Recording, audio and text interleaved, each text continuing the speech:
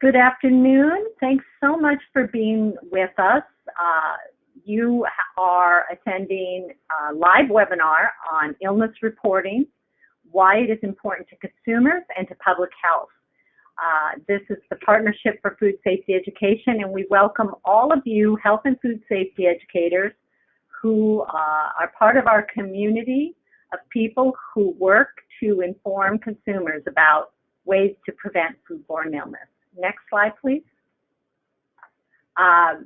We are the Partnership for Food Safety Education. Our work is to develop and promote effective education programs to reduce foodborne illness risk for consumers.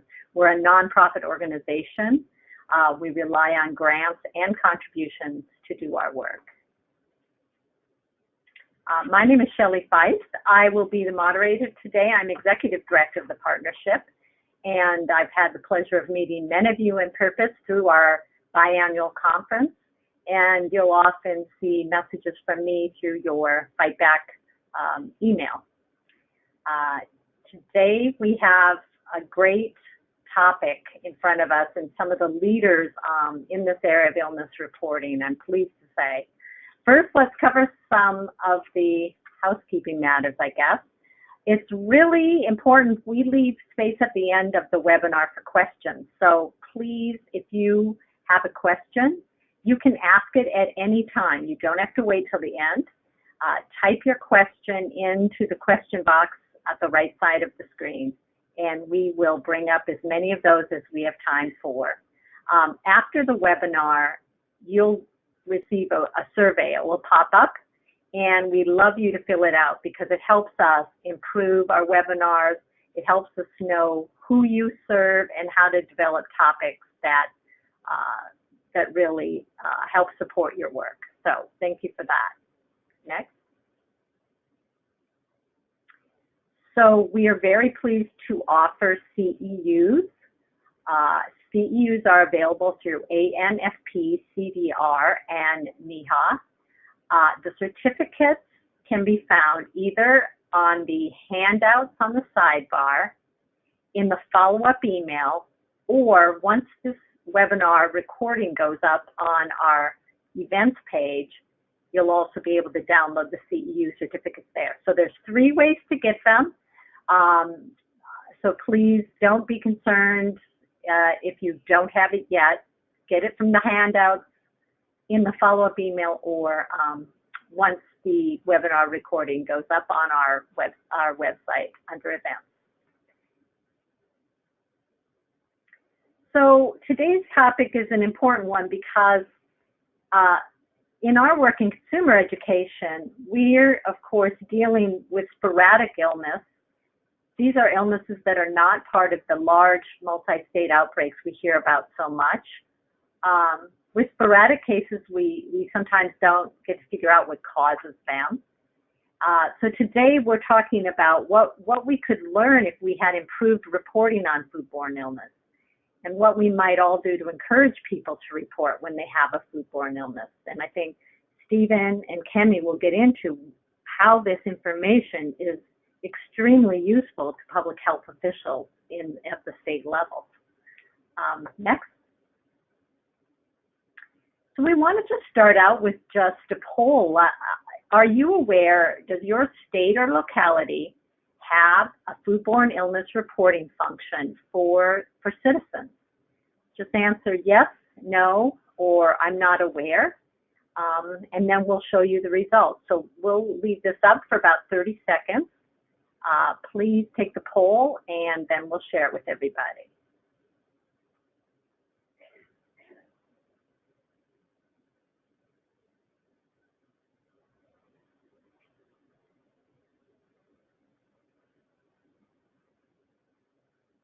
Okay, take the poll, please, if you haven't yet, and then Michelle will show us the results. So we'll find out how many of you have such a reporting function in your state or your locality. Okay, great. So about half of you say you have one, and about half say you're not aware. Super. One of the things we might all want to do, and Steve and I were talking about, is just raise awareness about some of these state systems, and there's some new ones just coming online. So we'll be sharing some more with you about that. Thank you for doing that, taking the poll. Another really important, on this topic, which I think is a very important topic we want to keep talking about with you all, I did want to point out that at our 2019 conference in Orlando, we had a very robust session about this with individuals from Minnesota, Florida, Stephen, the APDO executive director, was there too. We had someone from Boston Children's Hospital. So you might want to check that out. This link will take you to a recording of that plenary session, and just a lot more depth of information coming out of multiple states on this topic. So I encourage you to take a look at that. Now, here's our distinguished speakers today. Stephen Mandernach is the executive director of the Association of Food and Drug Officials. Prior to becoming executive director in 2018, Stephen was the bureau chief for food and consumer safety at the Iowa Department of Inspection. He's the past president of APDO. He's the current co-chair of the association's Laws and Regulations Committee. He's a trained lawyer, right? Yeah. Yes. He's served as chair and co-chair for the Manufactured Food Regulatory Program Alliance, and he's past president of the Mid-Continental Association of Food and Drug Officials. Stephen has a JD from Drake University Law School, and he's completed graduate work in food safety at Michigan State. He's actually in my office today, which is a double super fun. It's just much more fun to do a webinar with your special guest in the office. Also with us is Kemi Oni. She's an epidemiologist with the Iowa Department of Public Health, where she functions as the foodborne disease epidemiologist. Her background includes a Bachelor's of Arts degree in biochemistry from Minnesota State University, Moorhead, and a Master's of Public Health from Des Moines University. Prior to her position with the state of Iowa, Kemi spent 5 years with the Iowa Department of Public Health. Oh, so she's been with the Iowa Department, or Iowa State Government. She served as the Vector-Borne Disease and Influenza Network Surveillance Coordinator. So I'm pleased to welcome both of you, and I'll turn it over to you. I'm starting with Kemi. Okay, thank you. Yes. All right. Hello, everybody. So today we are going to be going over the illness complaint line that we actually in Iowa implemented or launched in September of 2016. So a tagline, which I found very catchy and very impressed with, is feeling queasy. And so we are going to be going over the impact of centralized foodborne illness reporting line in Iowa and how that has made a difference in outbreak detection and investigation. Next slide, please. Before I do that, though, I do want to go over the health burden of foodborne diseases. Next slide. In the United States, it is estimated about that foodborne illnesses causes about 48 million illnesses annually, and that also results in 128,000 hospitalizations and 3,000 deaths. Next slide. From the 2016 National Foodborne Outbreak Summary, which is the most recent summary that they have published, in the whole United States, 839 foodborne disease outbreaks were investigated. This caused 14,259 illnesses, 875 hospitalizations, 17 deaths, and this resulted in 18 food products being recalled. Next slide. So in Iowa, we use a lot of mechanisms to identify outbreaks. The first one is through healthcare provider laboratory reporting. We do rely on this. There are certain foodborne illness-causing diseases that are reported to us through the state of Iowa that are in the Iowa code to be reported to us.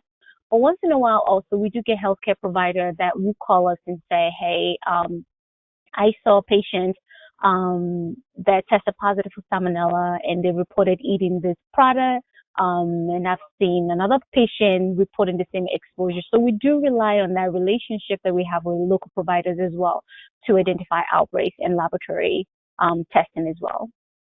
The second one is through routine disease surveillance. I mentioned that we do have certain diseases that are reportable to us, and on a daily basis, weekly basis as well. The epidemiologist within my department, we go through every case reported to us. We analyze it for trends. We try to identify a common source. If there is a licensed establishment that could have been the source of exposure, we try to see if we can detect outbreaks through that mechanism as well. The next one is through the Iowa centralized reporting line, again, which is the Iowa 6 line.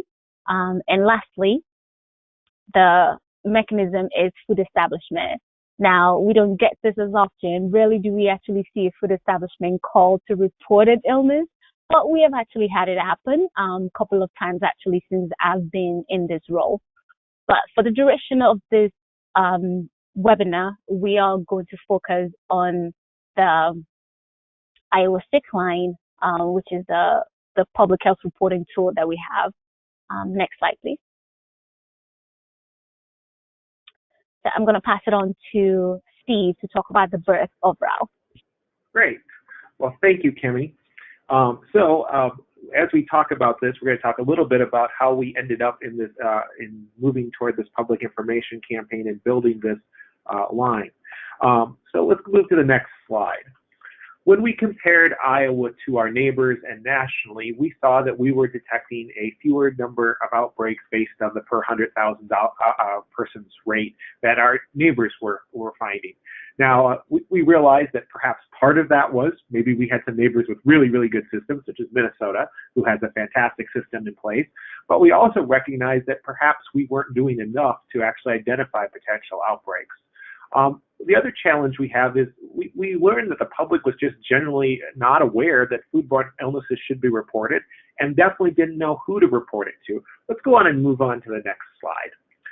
So when we started this process, we had lots of different places where an illness could be reported. It could be reported to the State Department of Public Health on the 5th floor of that building, the Department of Inspections and Appeals on the 3rd floor of that building, or actually the Department of Agriculture across the Capitol complex. Or it could accidentally get reported to our state hygienic lab, which is in Iowa City, about 2 hours and 45 minutes away. Or it could get reported to one of 99 local county health departments, 3 city health departments, or about 22 individual environmental health agencies. And it all depended on where the food was consumed, where the food was, and where the person was located, who the report goes to, and what type of food it was. That was not very navigable for the public, as you would imagine. It's not a good message to, well, call one of these people's places and figure out where you should go. So we decided it was time to do something different. Let's go on and move to the next slide. So what did we do? We actually started with some research. The agencies all recognize, both the Department of Public Safety, Public Health, and the Department of Inspections and Appeals, and our local public health agencies all acknowledged that this was a challenge. And so what we first did was secure a group of academics to help us do some research on the topic and figure out what made sense. Our partners at Iowa State University helped us do a series of focus groups and surveys and come back with some ideas of what might work and what might help to make the consumers more aware. We worked with these agencies together using those results, which included things like streamlining the message of who to call. One number that's easy to remember was one of those concepts. In addition, they also really like they use that when we talk to the consumers. We heard a lot about, some of you might remember Mr. Yuck from Poison Control Centers. Not as much today, but a few decades ago, every phone in the state seemed to have a Mr. Yuck sticker on it for a Poison Control Center. They were very effective at that, but that's exactly the concept our consumers kept coming back with, is they wanted something like that for foodborne illness. They thought that was very important. We did a lot of negotiating and working with our agencies to come to consensus on how this could work and that we could do something like this. As you would imagine, we have a decentralized health department, so all of the local agencies are individually responsible for public health in their city or state as the case may be.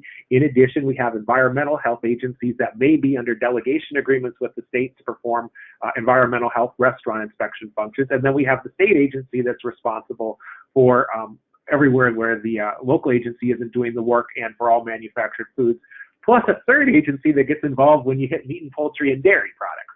So it's kind of an interesting, challenging area to navigate. But we did, and we came to consensus amongst all those agencies of a process that made sense.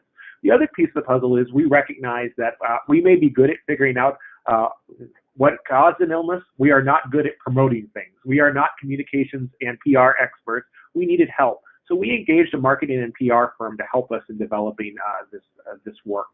Let's move on to the next slide. Oh, and of course, we do have the article link in the slide set if you'd like to take more look at that. And there's also an interesting article from Minnesota on when they went to their centralized reporting line that's out there too. So there's another article out there to take a look at if you're interested in moving forward in something like this. So what we did was create a spoke emoji. We'll go ahead and hit the next part, Ralph. Of course, you might imagine why Ralph got his name. He is sick a lot, as you'll see in a few minutes. And we built a series of messaging and communication materials around that with the tagline, which is our next, let's go to the next, feeling queasy, call, it's easy. Pretty simple, very simple, but it's been catchy. And what we've quickly found is that really actually helped people identify with it. And the spoke emoji, I'm amazed at how many people now came up to me and said, hey, we saw that little icon on TV, we now know what you're talking about. And it was pretty effective at that. I think the real sign that we had hit a saturation was when we started having children tell their parents, you're sick, you should call this line. And that was becoming a regular occurrence in our world. So that was a huge improvement. We also created some other materials. We'll go to the next slide and show you what else was created. So we have a 30-second TV public service announcement, 30-second radio public service announcement, print public service announcement for newspapers. In particular, we focused those on the weekly newspapers that are community-based newspapers that had a little less, more of an ability to do public service announcements than some of the dailies.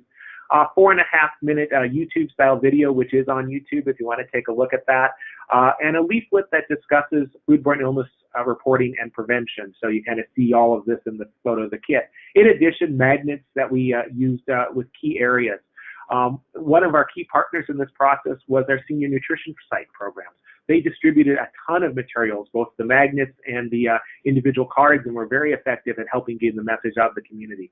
We also had a uniform PowerPoint presentation that, whether it be the state doing a presentation, Kemi and I did some of the largest, big heavy hitter Des Moines Rotary Clubs, for example, presentation on this topic. In addition, our local public health agencies, we made this presentation so you could have this ready to go in 5 minutes, go out and do this for a service club or community leaders or your board of health. And we saw very good usage of that. And then we also did some posters that could be used in the health department, doctor's offices, and community locations, such as the senior nutrition program sites. And then a series of tweets that both the agencies, the state agencies could use along with our local agencies as they were promoting foodborne illness reporting. Okay, we can move on to the next slide, and Kemi. All right, so with all these complexities and all these challenges that we were facing, we did decide, like, how can we make this work? Stephen mentioned that we are a decentralized state, so each of our local public health, their own rules. In addition to that, our regulatory agency, even though they are on the 3rd floor and we're on the 5th floor, they are separate agencies governed by different rules. So we had that complexity, we had that challenge, so we were trying to figure out how can we unify all of this, how can we truly make this a centralized complaint line. Next slide. So the first thing we did is we decided that if we receive an illness complaint call, we hired a group of students to assist us with this. So currently right now we have about 6 students that intake all our complaint line calls that we receive. So once they receive it, we did give an option, because we are on rule, we did give an option to all our local public health agencies, as you can see in this map. So we gave them the option, if you are okay with state taking your illness complaint calls, please let us know. If you choose to take your own illness complaint calls, please let us know as well. And as you can see from the map, all the counties highlighted in green, there were about 10 of them that opted to take their own illness complaint calls. So if the illness complaint calls comes through the state or through the Iowa sick line, we will ask for the county of residence for the complainant. If they reside in any of the counties highlighted in green, we will transfer it to their line. If they do not pick up the phone, then we pull the call back and we intake it on the state level, but share the information with them. Next slide. Kemi, before we move on, I want to just emphasize why we made that decision. What we find is if the individual doesn't get to talk to someone right away, you have a pretty large drop-off rate of their willingness later to talk. When they're still interested in their illness and willing to talk about it, is really that first call. And if you lose that opportunity, your fall-off numbers are pretty great. Correct. Sorry, Kemi. No, you're fine. So once we intake the call, the next thing that we want to do is our student interview team, all the local public health, they will forward that information on to myself and also to the appropriate field epidemiologist or local public health agency. So for evaluation, and at this stage is typically when we evaluate to see, could we potentially have an outbreak? Is it just an isolated event? Is it possible that the establishment could have even been the source of exposure? As you know, many people tend to report the last meal as the potential source of their illness. And for many of us, we know that that is oftentimes not the accurate information, but we still look at it because we have been able to detect outbreaks from this complaint line. So we do look at it to see potentially could there be something else going on. We also take this information and compare it to other illness complaints that we received in the past as well to see, is this restaurant or this establishment popping up more than once, even though, can we pick up on a pattern, or is there something else that we need to do? Next slide. So if an Iowa establishment is implicated, the foodborne complaint will be shared with a regulatory agency, which is the Department of Inspection and Appeal. Next slide. Once that information is shared, then DIA will assign an inspector to conduct an environmental response. And that typically involves an environmental assessment if it is an outbreak.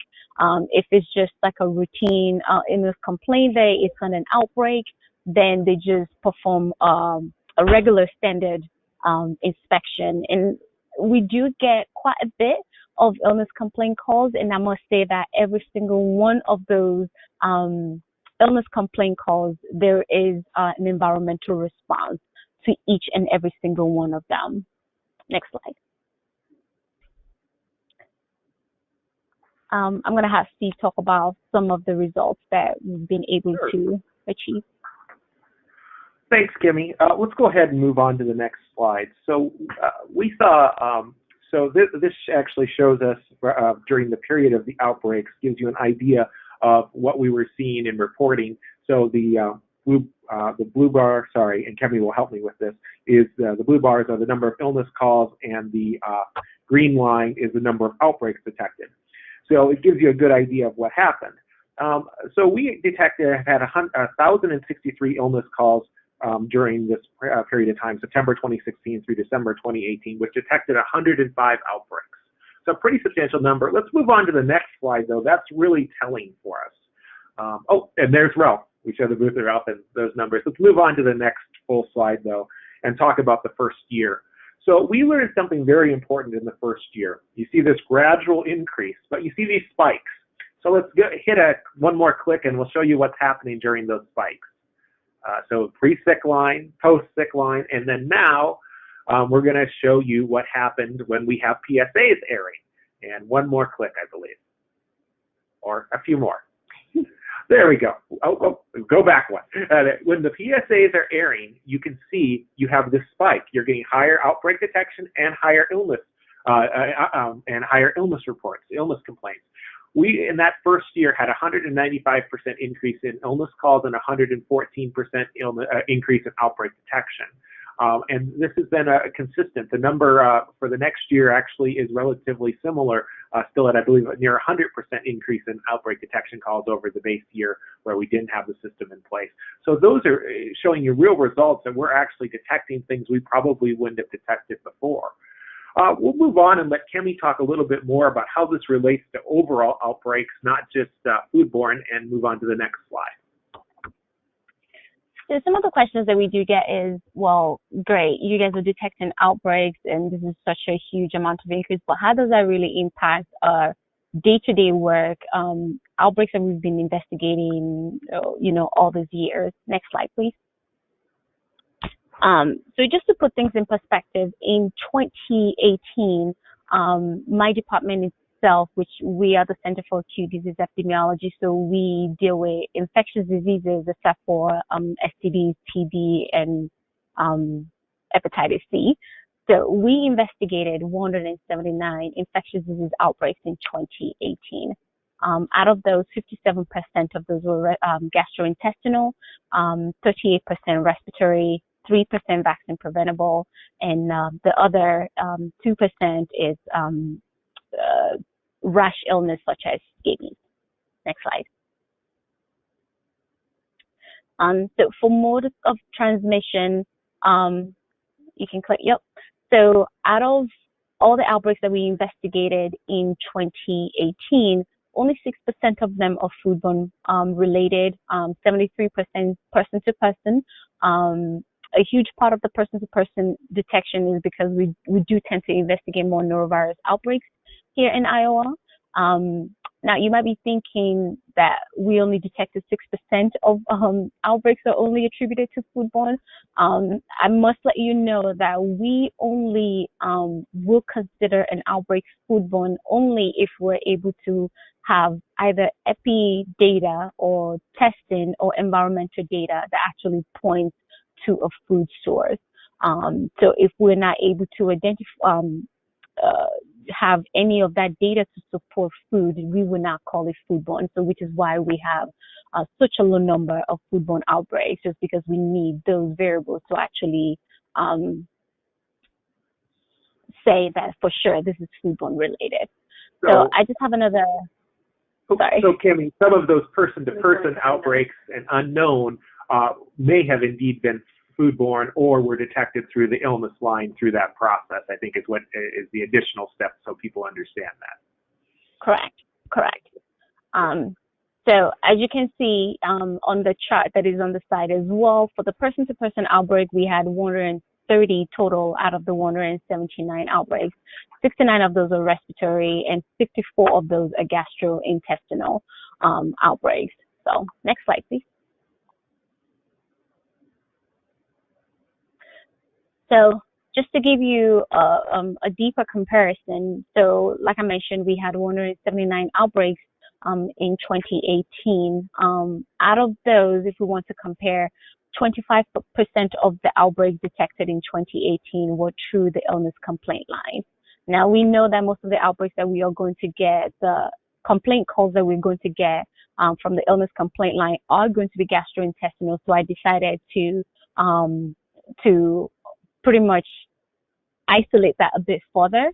So we investigated 102 gastrointestinal outbreaks last year, and out of those, 46% of the outbreaks were detected through the illness complaint line. So, and I think this is the key piece here. I feel like this is a fraction of this, probably 40% of this will have never been detected if we didn't have the centralized illness complaint line. So, and I'll let Steve talk about the benefits and challenges on the next slide. Next slide, yep. So one of the first benefits, and before we even get to the next slide, I want to talk about is the consumers may be faster at getting us the information than the traditional surveillance mechanism. So as you know, lab results can take time to get reported upwards. So, but the consumer knows they're sick and has an idea that what's going on much quicker. So we may actually get an early indication that something's happening, and then we may actually be able to watch those results and push those results along a little faster in the process so we can identify the situation, and more importantly, add interventions much earlier in the process by having this consumer reporting. Let's move on to the next slide, and we'll hit a little bit on some of the benefits and challenges that we've had, other than the quicker response time and limiting of illnesses. The first benefit that we've really had is that we have consistent data and collection and evaluation. So before, one of those 130 plus agencies would have received that data, and some were better at evaluating it and responding, and others were not. Some made sure it got to the right place. Some perhaps didn't do as great a job at getting it to the right place. By doing this, we have a consistent process that is always used, and potential outbreaks don't fall through the cracks. In addition, we've very much standardized the method of outbreak investigation, both from the epi perspective and from the environmental health perspective. We have a single method of doing that work. In addition, the state has done some really good things in the recent months of specializing their investigation team, making them highly trained in root cause analysis, really focusing on some of the newest innovations out there. They're all the team is able to do environmental sampling at the retail level, which is a great way to solve outbreaks, as food is often not available, but it may still be in the environment in the restaurant or grocery store setting, or manufacturing setting for that matter. So, we've done a lot of those things to really improve the process. But ultimately, it's increased our identification of outbreaks, and it's created a consistent public health message. One benefit we probably didn't list there is it's actually raised the image of an investigation of foodborne illness in the state of Iowa. People understand that someone cares. When you get the calls on the line, one of the first important things that you hear from the people is they were just so excited someone cared that they were sick, and that was very good. We'll move on now to some of the challenges.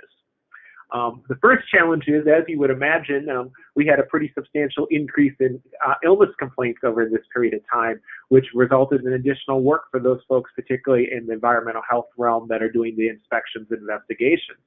And I will say, though, one of the things that we continue to look at is, are we finding things when we do those investigations? And the initial, when you do the initial quick look through the complaints, we are finding things in the results. So it may not be that it's an outbreak, but we may find other things when we're at that establishment working with them, so it makes it worthwhile to be there. The other challenge is, as you know, when illness victims are not always the first people that want to talk to you. They may be sick. They may not want to talk to you about their real food history. They may just want to say, I got sick at the place I ate at, the last place I ate at. In addition, the best way of testing for foodborne illness, as I suspect many of you know, is through stool specimens. And not everyone is willing to provide a stool specimen, but that is still the best way to test for foodborne illness. So those all create challenges. Increased call volume required additional processes. We really had to standardize how every outbreak was approached, and our potential outbreak, how every illness complaint was approached, and make it very seamless, so that it didn't matter if Kemi or Steve or Melanie or the people that primarily work with us every day were in the office. Anyone could make this work and could continue and be successful. Let's move on to the next slide. So we continue to work through this process by adding additional outreach efforts through presentations and promotional materials. We've added 4 additional public service announcements for TV. One of our huge successes with public service announcements was we created this partnership with our local cable company that provides most of the cable service in the state. Now, we aren't always able to get PSAs on other media, but this particular cable provider had most of the markets in Des Moines, and in addition did placement for one of the 2 big satellite network providers. So, you can think of who the 2 big home satellite network providers are. They did the ad placement for them. What we found was that if you turned on the TV and you were one of the cable subscribers during the periods where we had the PSA out there and watched it for an hour, it was pretty hard to not see it. It was pretty amazing. In some months, they put over $1 million worth of PSAs out there if they had charged us for the ad time. So it's been a pretty amazing process, and they continue to do that. One of the other things that we learned, though, was it was really important when we wanted to do PSA placements to work with our media companies to really do a direct pitch to them. They wanted stuff that was Iowa specific, but you had to call them and sell them on why this was important and explain that to them to get their commitment to actually air it. Just sending them the PSA wasn't enough. They weren't going to air it for that, so we had to do the additional step, and that really works. So now we're on our 4th cycle now of PSAs, and that continues to generate a huge rate of placement. We've been very impressed with their level of partnership and willingness to air. We continue to work with medical professionals. Medical professionals are a new challenge, or an ongoing challenge. I think when you talk to people that have worked in foodborne illness investigation, you often hear this statement, well, the doctor, or the victims often say, the doctor said I had a foodborne illness, but they did no tests, and they didn't mention that maybe you should tell someone about this.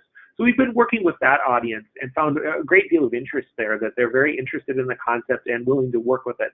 The other thing that's happening simultaneously, I think many of you are aware that the independent diagnostic tests, the culturally independent diagnostic tests are now available, which really in a matter of an hour can give you a result to some of them up to 23 potential foodborne illnesses. That's a pretty huge advance. It used to be you sent this test off and you get a result in 2 to 3 days. Well, now for relatively little money, a provider can actually find the result very quickly and know what illness you have, or if you have an illness. So that's a huge improvement too. The challenge, of course, is with the culturally independent diagnostic tests, we don't necessarily have the ability to do genome sequencing and genetic matching of them. But we're working through that process, and if you have questions on that, definitely ask it, and Kemi will expound greatly on it. We also have added it in multiple languages, in particular Spanish for radio, and you might ask why only Spanish for radio. What we found is that the TV networks, through the cable companies, the Spanish-speaking TV networks, did not have advertising space. They were very honest with us that you could produce it, but we sell it all. We don't have the space available, so you could produce it, but it's probably not going to get aired. So that's where we found Spanish language radio had more ability to actually put the PDSA on. We continue to evaluate results and look to the future. Talk just for a second about some things some other learnings we had in the process. There are a few things that I think Kemi would tell you, and I know others in this project would tell you we would have done differently had we thought about it more. We would have thought more about metrics on the front end. We realized at the back end that there was some additional information we didn't record. Like the first question we should ask, or somewhere during the interview, is how did you find out about the line? We didn't ask that very important question. We've corrected that sense, but those are some of the things that we learned, that the metrics were an important piece of the puzzle. We probably would have also thought a little bit more about how do we record the results of every complaint immediately to see what we're finding on all of those complaint investigations, to see if it's significant or not, and whether it makes sense from a time perspective of what we're taking from the environmental health staff. But those are just some things that we've been correcting since, but we definitely would have thought more about metrics going forward. Well, let's go ahead and move on to the next slide, which is actually going to be a quick video just to show you a little bit about what we're talking about. This was our first PSA, and let's go ahead and we're going to take 30 seconds and just kind of show you what we've been doing.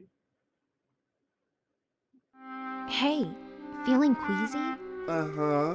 If you think you have food poisoning from food or drinks made outside your home, you should report it. Huh? Call toll-free 844-IOWA-SICK or your local health department to stop an outbreak of food poisoning. Feeling queasy? Call. It's easy. 844-IOWA-SIC. Okay.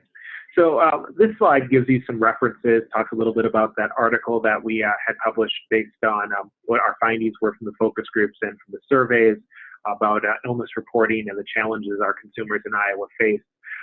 One additional thing we probably like to point to and mention is we are sharing these resources with other states that are interested. So we own the full rights now to all of this all of the videos and all of the artwork. So if a state wants to borrow, steal, or use parts of it, they are more than welcome to, or a locality for that matter. So just go ahead and contact Kemi would be a good starting point to get that information if you were interested. And we have had some states that are borrowing pieces of the campaign. So that's been very exciting that we could reuse some of that information. And I think Alaska actually borrowed several pieces from us recently. So we'd love to have some questions. Yes, thank you. So be sure to ask your questions. We have a couple that have come in. I wanted to start, first I wanted to comment on how Ralph the emoji has an amazing number of feelings and emotions he registers as an animated creature. So good. I think that's really effective. I thought your PSA was effective in that regard. Yeah. And we just showed you one of 4 PSAs that we're now using. We have what we found is that we use a new PSA about every quarter, actually about every 5 months or so. So we have rotated those. We have different educational messages in each one of them. So there's about 7 to 8 seconds of education in each PSA. The first one was really on foodborne illness awareness. One of them that airs kind of in the early summer months focuses on keeping hot foods hot, cold foods cold, on down the line. Each one has a little bit different piece of educational message, but they've been very, very successful. And we've just had really positive feedback from Iowans. Great. I wanted to ask about, okay, so as a group that really focuses on consumer safe handling at home, I definitely understand that, as a State Department of Public Health, a big part of this must be about outbreak detection and following up with the investigation and inspection. It sort of gives you actionable information. But I wondered, as someone who cares about sporadic illness, because we don't really have ways to track that and even find that out, what you learned by launching this illness reporting system about sporadic illness, and do you use that data? How does that inform public health work in Iowa? And maybe you want to start with Kemi or Stephen with you? Kemi, I'll let you start, and I've got some comments after you get done. Okay. Okay. So the illness complaint line, yes, the emphasis truly is to detect outbreaks. However, it is being used for a lot more. For example, we had illnesses reported from 3 different channels. So one from routine surveillance, one from I was poisoned, and then one from the illness complaint line. Individually, each of those cases are now going to be considered an outbreak from each person that called in. But we do look at that data from all different platforms to try and see, could there be something else there, information that is being given to us from this platform that is not being reported here, to try and see if we can detect outbreaks through that. So we do use a lot of other sporadic reporting, and that includes routine surveillance, which is for reportable diseases, especially Salmonella, E. coli, Listeria, and all those stuff, to see if we can detect outbreaks through that as well. So we don't always focus on it just for the outbreak aspect of it, but we utilize it for others as well. So one other thing to note on this, Shelley, is sometimes these outbreaks appear as a 1 per month or 1 per even longer periods than that. Particularly Salmonella and Listeria often have these ongoing, very long-term impacts. I'll share a little outbreak that we investigated in Iowa toward the end of my career there. Involved actually multiple states. We had no Iowans sick, but the establishment was in Iowa, but we had 2 other states that had individuals that were ill about every 3 weeks for a period of about 6 months. And what we finally found was a Salmonella-related outbreak, and we finally found it was linked to a casino in a part of our state that's on the very corner and borders 2 other states within about 16 miles, so kind of a unique spot. But it was a very interesting investigation. We would have never identified, so it's really important to get those sporadic pieces of information because it helps us identify longer outbreaks. I know some of my other colleagues have been, particularly with LM, investigating outbreaks that have gone on years where they could never narrow it, but finally they just had enough information to figure out where this is coming from. Salmonella, it's like that too. So what may appear to be one case may be much greater than that and have a long-term impact. One other thing to note is our survey, our line. So when you call and talk with the students, they are public health professionals, so they help educate the individual that's calling in ill. Help them with understanding, some of the basics. This probably isn't the last meal you ate. When you should seek medical attention. Those sort of questions. So they're educators too in that process, and very helpful to the end user to have a better idea of when they need to go further and how to approach the illness. So we had a question from someone who's on the line, attending, who asked about the cost. And also there was a question about the students. He referenced the IDPH, the Department of Public Health student corps that took calls. Were they paid or volunteers? So What can you tell us about the cost, maybe, for all of it to getting this up and running? So the real cost of the whole system, from the research all the way back down to the individual PSAs, was about $100,000. So when you think about that, that may seem like a lot, but a lot of the work has been developed now, and the maintenance costs are really about $1,000 to $2,000 a year to really do the promotion of the placement. That's what the ongoing cost is. And now we have all the materials developed, so if we add a new PSA, it's about $5,000 per PSA we develop.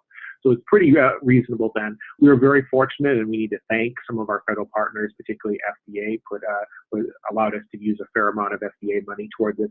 In fact, it funded a vast majority of this work, and we were very fortunate that they were willing to let us do that, and it's been a good product for us. Kemi, you want to talk a little bit about the student interview team and how funding for that team works? Yeah, so the student interview team, they are paid. So they are funded through the ELC grant, which is a federal grant as well. But they are paid, and they do have to be a student to maintain that position. But yeah. And this is something that's been pretty common across the country, is adding the student interview teams. It's not just Iowa that's doing this. This is a concept that really kind of, I think, started in Minnesota with teen diarrhea, and it's moved across the country, and it's been something CDC has been looking very favorable about. So it's a great idea, and these public health students, is a good opportunity for them to get real-world public health experience where they may not always be able to do that. Mm-hmm. One more question I'll ask, and that's around, you mentioned that one of the benefits of this has been to raise awareness that there even is such a thing as investigating these illnesses. We all are challenged by the fact that people tend to say, oh, I just had this stomach flu for a couple of days, and they downplay this kind of illness is not important. Well, we know it could have chronic long-term health effects. So I think that's a powerful thing for other states and for backbiters to know. Can you say a little more about what you felt went on as regards to raising awareness among just your population about this? So, I mean, and I'll let Kemi add in also, but I think it's definitely raised awareness about what the agencies, both the Department of Public Health and Department of Inspections and Appeals and our local health partners do. There's an understanding that we actually care about foodborne illness. We're interested if you got sick. That was one of the frequent comments we received from callers, is they didn't know anyone cared. And that's really a huge improvement. And it's been helpful. Was really impressed as we talked with legislators and other policymakers. They had a better understanding of what we did and understood that this was a part of the process of helping detect illness across the state. We really found it to be pretty successful, and it never hurts to have a whole lot of PSAs out there talking about your work over an extended period of time, now over 2 years. That definitely has helped. And the last scene of each one of them is actually all of the agencies, so that helps show the partnership in that investigation process, and it's been pretty successful. Kemi, do you have additional comments you want to add on that? I do not. I think you covered it all. Okay. Well, I want to thank both of you. You guys have given a great presentation. I think there's a lot of people who get some ideas about doing outreach on this topic, and we'll continue to communicate with backbiters about it. Next slide, please. So thank you so much again for being on the webinar today. If you're not familiar with fightback.org, it is a great resource for downloadable free food safety education information. Everything from our Go 40 or Below campaign, which is about inhibiting listeria for people at home, Don't Wing It, poultry handling. We have babies and toddlers. We have, with summer coming soon, we have Summer Without Salmonella. So there's a lot of great resources for you. Please check it out. Next. We are planning a very exciting 2-part webinar summit on clean. We'll be talking about everything from hand washing to surface cleaning, what's sanitizing, really hopefully help boost your consumer communication on this topic of clean. We'll do one in May and one in June, so stay tuned for more detail on that. Next. Our webinar series is really made possible by our Backfighter Community Connector donors. They are donors who care deeply about making sure you all have free access to materials, to webinars.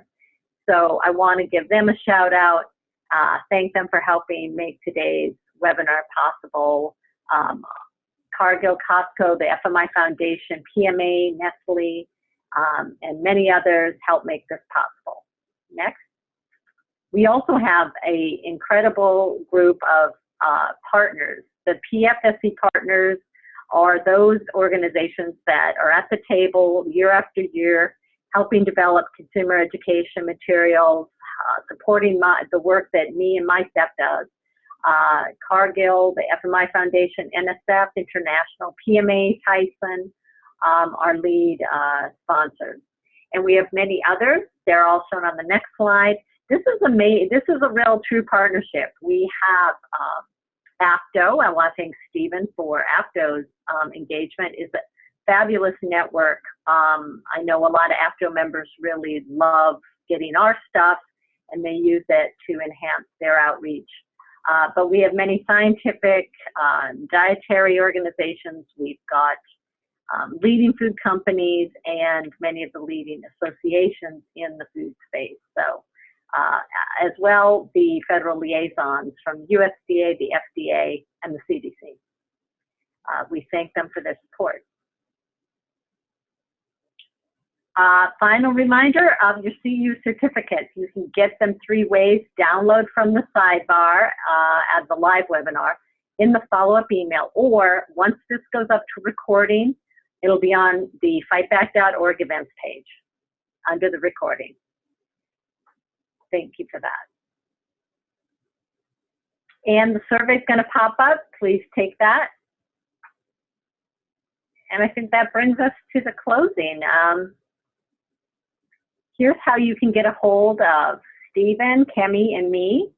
If you have further questions, ideas, I'm sure we're all happy to answer any other questions. And thank you, Stephen and Kemi, for being with us today. I really appreciate your bringing this great story about Iowa Sick and Ralph to the group. Thank you for having us. Thank you. All right. Bye-bye. Thank you.